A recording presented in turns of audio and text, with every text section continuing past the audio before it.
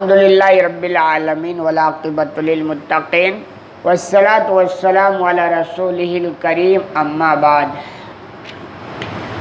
آگے بیان ہے کتاب الاجارہ، یعنی کتاب ہے اجرت کے مسائل کے بیان میں۔ کہنا یہ چاہتے ہیں کہ آدمی اگر کسی کو مزدوری پہ رکھے تو اس کے تعلق سے کیا رہنمائی احادیث میں ملتی ہے۔ دیکھیں، دنیا کا یہ سسٹم ہے کہ دنیا میں جو بھی آیا ہے تو اس کو کچھ نہ کچھ کرنا پڑتا ہے،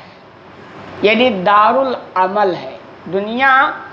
دارالعیش نہیں ہے کہ آپ بیٹھ کر کے کھائیں، دارالعمل یعنی کام کی جگہ ہے۔ تو دنیا میں دو طرح کے لوگ آپ کو ملیں گے۔ کچھ ایسے وہ لوگ ہوتے ہیں جو لوگوں سے کام کرواتے ہیں، یعنی مالک بن جاتے ہیں اور لوگوں کو مزدوری پہ رکھتے ہیں، اور کچھ وہ لوگ ہوتے ہیں جو نارمل طبقہ مزدوری کرتا ہے۔ اکثر لوگ ایسے ہی ہوتے ہیں۔ تو اسی مزدوری کے تعلق سے امام بخاری رحمہ نے بات شروع کی ہے، اور باب باندھا ہے باب استئجار الرجل الصالح وقول اللہ تعالی ان خیر من استاجرت القوی الامین والخازن الامین ومن لم یستعمل من ارادا۔ یعنی باب اس بیان میں ہے کسی بھی نیک مرد کو مزدوری پر لگانا، اور اللہ تعالیٰ کا یہ فرمان ہے کہ اچھا مزدور جس کو تو رکھے وہ ہے جو زوردار امانت دار ہو، اور امانت دار خزانچی کا ثواب۔ یعنی یہ بھی باب میں ہے کہ اگر خازن ایماندار ہو تو اس کا کیا ثواب ہے، اور اس کا بھی بیان ہے کہ جو شخص حکومت کی درخواست کرے اس کو حاکم نہ بنایا جائے۔ یعنی اس ساری باتوں کو اکٹھا انہوں نے باب باندھا ہے۔ پہلی چیز جو یہ ہے کہ آپ اگر مزدوری پہ کسی کو رکھنا چاہیں تو دو چیزوں کا خیال کرنا چاہیے۔ ایک تو یہ کہ وہ طاقتور ہو، قوی ہو، کیونکہ اگر آدمی طاقتور نہیں رہے گا تو کام کیا کرے گا۔ سوال یہ پیدا کہ بھئی جو طاقتور نہ ہو، لاغر ہو، معذور ہو، ان کو کام پہ نہ رکھا جائے۔ دیکھیے ان کی مجبوری ہے۔ دوسری چیز ہے آپ کی نگاہ اس بات پر ہونی چاہیے کہ اگر کوئی ایسا معذور ہے، پریشان ہے، اور مجبوراً وہ کام کرنے پر مجبور ہو رہا ہے، تو اگر اللہ نے آپ کو دیا ہے تو دل کھول کے یعنی اپنا دل دکھاؤ، اور ایسے لوگوں کو ایسے ہی ہیلپ کر دیا کرو۔ کیونکہ بہت سارے لوگ بیچاروں کو دیکھا جاتا ہے بیماریوں میں جکڑے ہوتے ہیں، سانس کے پرابلم ہوتے ہیں، لیکن اللہ نے پیٹ بنایا ہے تو انتظام کرنا پڑے گا،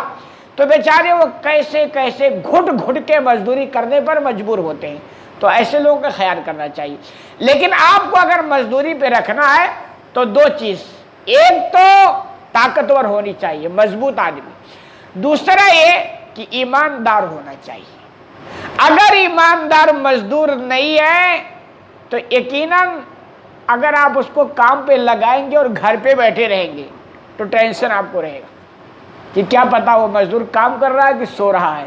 کہ ایسا تو نہیں بیٹھ کر کے موبائل چلا رہا ہے، یہ سارا ٹینشن لگا رہے گا نا۔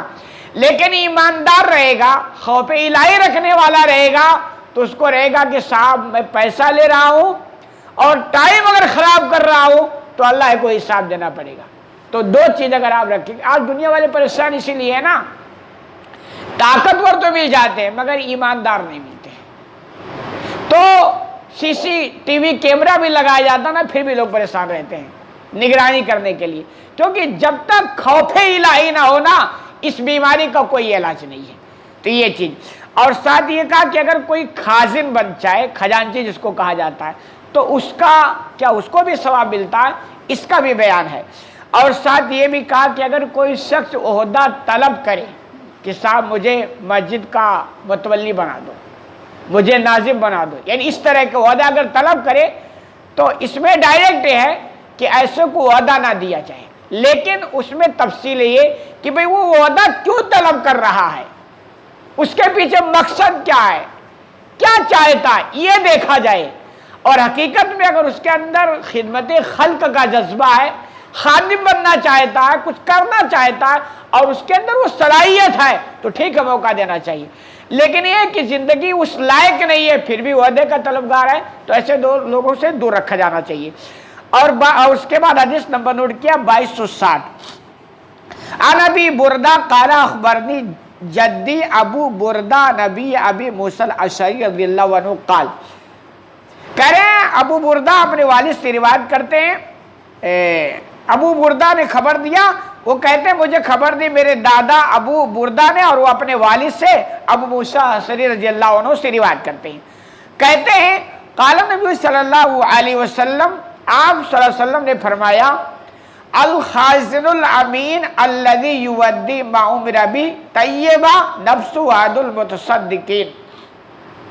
کہ ایماندار خازن،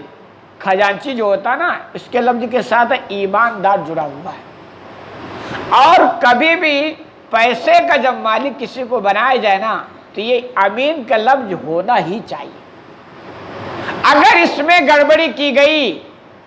تو خازن بنا رہے گا مگر خزانے کا پتہ نہیں چلے گا، اس لیے خازن جو ہونا چاہیے، پیسے کا معاملہ بڑا نازک ہوتا ہے، ایماندار بندہ اس وقت رہتا ہے جب اس کے پاس پیسے نہیں آتے ہیں، پیسے آنے کے بعد تو اچھے اچھے ایمانداروں کا ایمان بک جاتا ہے، تو ایماندار یعنی خازن اگر کسی کو بنایا جائے تو بہت ٹھوک ٹھاک کے، میں نے دیکھا ہے تجربات کی دنیا میں، حقیقت میں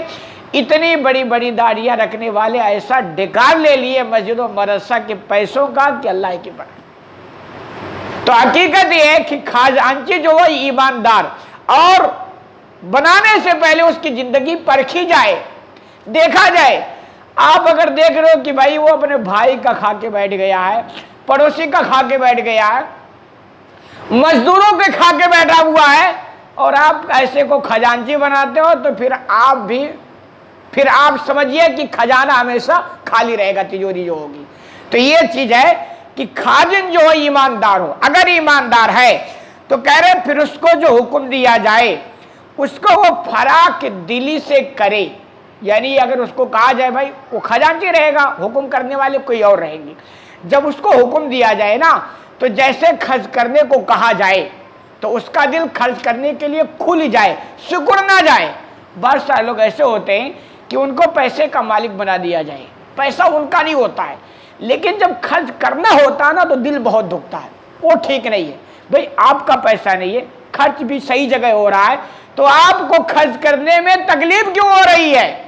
اس کا یہ مطلب ہے کہ آپ کو پیسے سے اتنی محبت ہو گئی ہے کہ دوسرے کا پیسہ بھی آ گئے، وہ بھی جیب سے نہیں نکل رہا ہے،